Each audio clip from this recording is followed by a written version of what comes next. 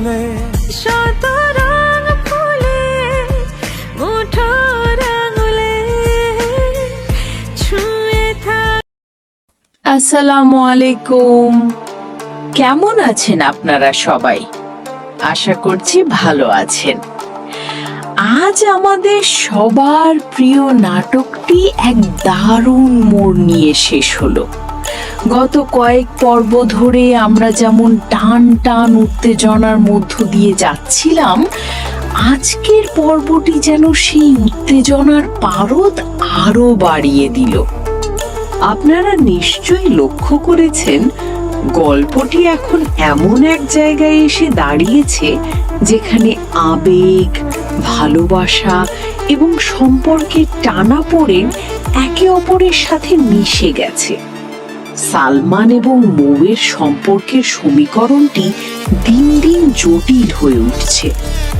একদিকে সালমানের প্রতি মৌয়ের গভীর ভালোবাসা, অন্যদিকে পরিস্থিতির বেড়াজালে আটকে পড়ে তাদের এই যে নতুন করে দূরত্ব, সব মিলিয়ে দর্শক হিসেবে আমরা কিন্তু বেশ চিন্তিত।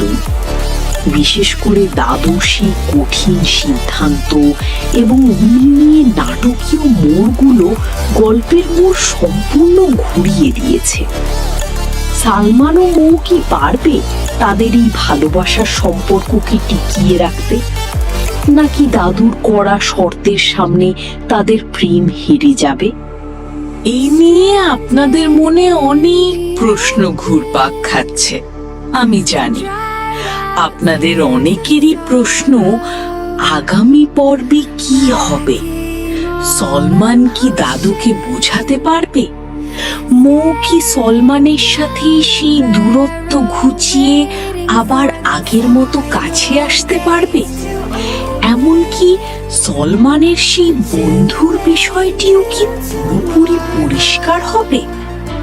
অনেকেই জানতে চেয়েছেন আগামী পর্বের আপডেট কখন আসবে।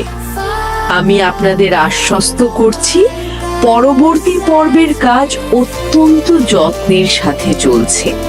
খুব শীঘ্রই আপনারা আপনাদের প্রিয় এই গল্পের পরবর্তী পর্বটি উপভোগ করতে পারবেন।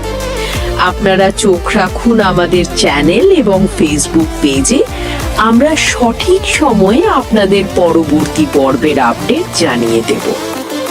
সবশেষে, আপনারা যারা আমাদের এই নাটকটিকে এত ভালোবাসা দিচ্ছেন, তাদের সবাইকে অনেক অনেক ধন্যবাদ।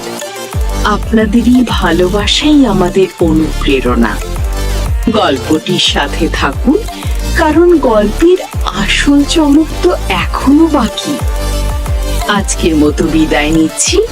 ভালো থাকুন, সুস্থ থাকুন। আল্লাহ হাফেজ।